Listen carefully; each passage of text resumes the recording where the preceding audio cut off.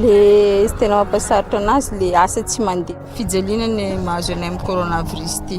Sahirana tena sahirana zay satria fianarana tsy zarizary, sakafo tsy zarizary satria tsy voara-maso araka ny tokony izay itiavan'ny tena anazy. Tena mitaintaina za satria tsy fantatrako mihitsy no avy ny zanako.